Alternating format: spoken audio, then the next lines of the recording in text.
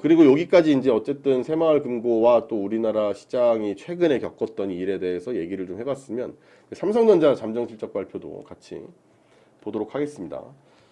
삼성전자는 일단 2분기 매출이 60조, 영업이익이 6천억을 기록할 것이다라고 일단 잠정으로 나왔습니다. 그래서 60조 6천억 이렇게 나왔는데 매출은 이제 전년 동기 대비보다 22% 줄었고요.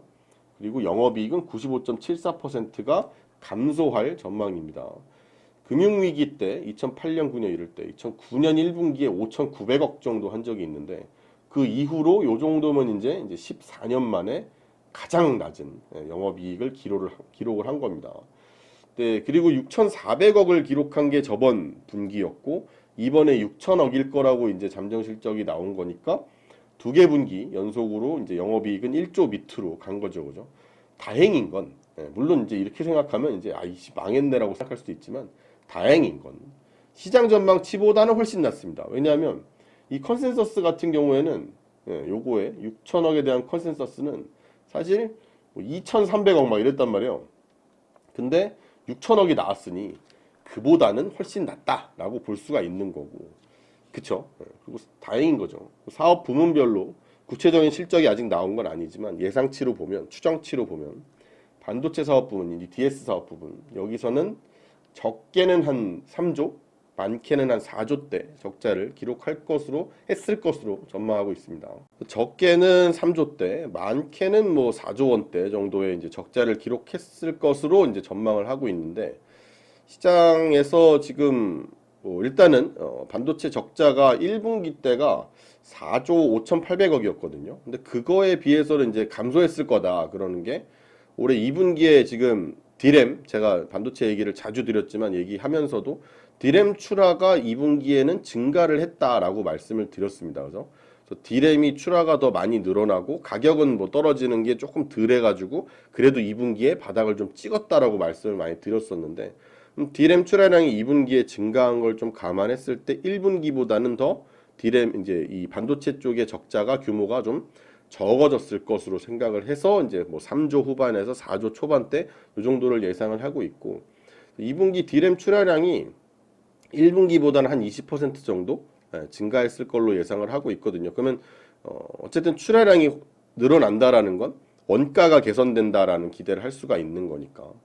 다만 이제 안 좋은 거는 이제 MX 쪽이라고 하면 이제 스마트폰 이런 쪽입니다. 근데 여기가 이제 갤럭시 S23 출시 효과가 감소가 됐겠죠. 그러면서 전분기 대비해서 1분기 대비해서는 실적이 좀 안 좋아졌을 걸로 보고 있고 뭐 TV, 뭐 가전 뭐 이런 쪽은 TV 신제품이나 뭐 이런 거 덕분에 좀 개선됐을 거라고 하는데 크게 사실 의미 있는 사업 부문은 또 아니라서 어쨌든 간 그쪽은 좀 뭐 그렇다 치고 일단은 스마트폰, 반도체 이쪽인데 반도체는 조금 그래도 적자가 좀 줄어들었고 스마트폰은 이전보다 조금 못했고 이 정도로 생각하시면 될 것 같아요.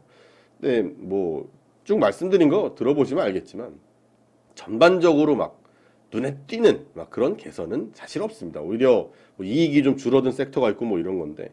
근데 다행히 하반기에는 삼성전자가 또 반도체 감산을 좀 늦게 했잖아요. 그 늦게 한 효과가 이제 3분기부터 이제 드러나면서 실적은 개선될 걸로 전망을 하고 있습니다. 그래서 2분기 말을 기점으로 메모리 재고가 드디어 좀 떨어지고 이 재고가 빠져야 또 돈도 벌고 하는 건데 이 재고가 드디어 이 3분기부터는 이제 줄어들기 시작할 것이다. 라고 얘기가 나옵니다. 그러니까 실적이 개선될 거란 기대를 좀 할 수 있을 것 같고요.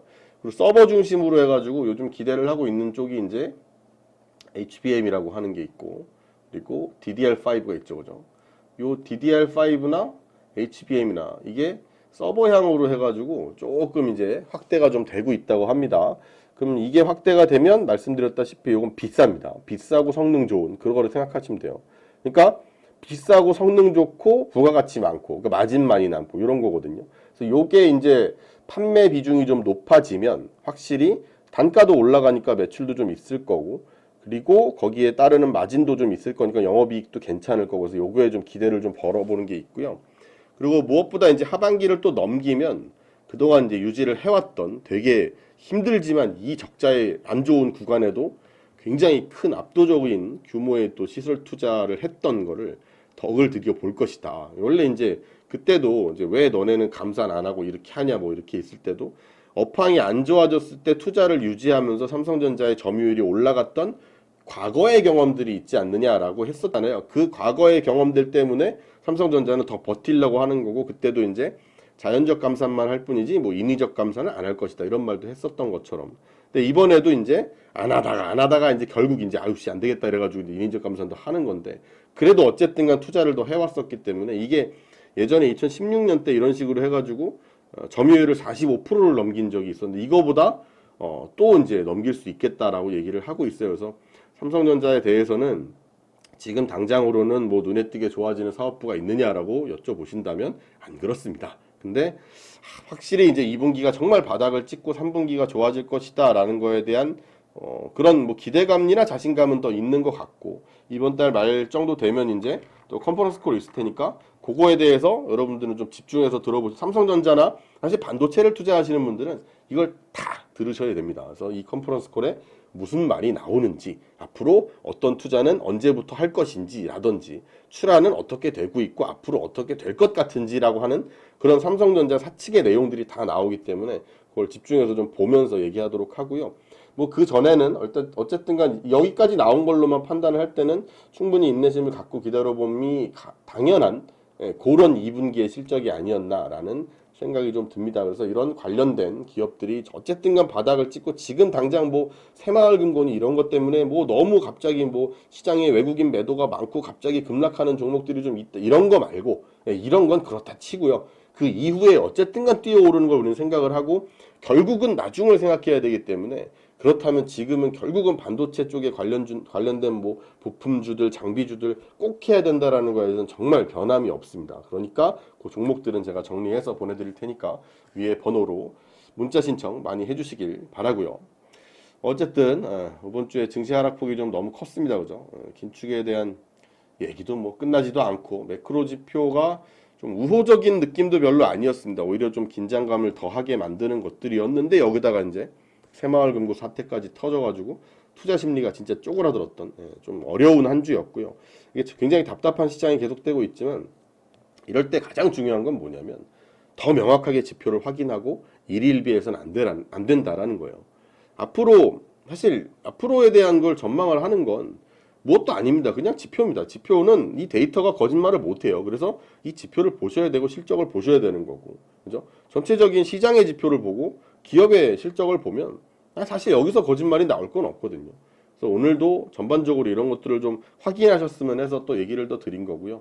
다음 주에도 이런 지표들의 변화가 있으면 또 말씀을 드리겠습니다. 뭐 물가 지표도 계속 나올 거니까. 그래서 위에 번호로 연락 주신 분들에 대해서는 이 시황도 좀 전달을 드리겠습니다. 왜냐? 여러분들이 지금 이거를 어떻게 해야 되는지에 대한 지표가 될 거라고 저는 생각을 합니다. 그러니까 이것도 좀 전달을 드릴 거고, 종목도 당연히 전달을 드릴 거고요. 그래서 관련된 데이터 확인하면서 시장 대응 같이 해보도록 하고요. 하반기의 첫 주, 뭔가 시작할 때 괜찮을 것 같은데라는 생각이었는데 막 새마을금고 얘기 터지면서 그지 같은 또 한 주를 보내게 됐지만, 전망이 전혀 바뀐 거 아니니까 힘내시고 오늘 이야기도 투자하시는데 도움이 되셨으면 좋겠습니다.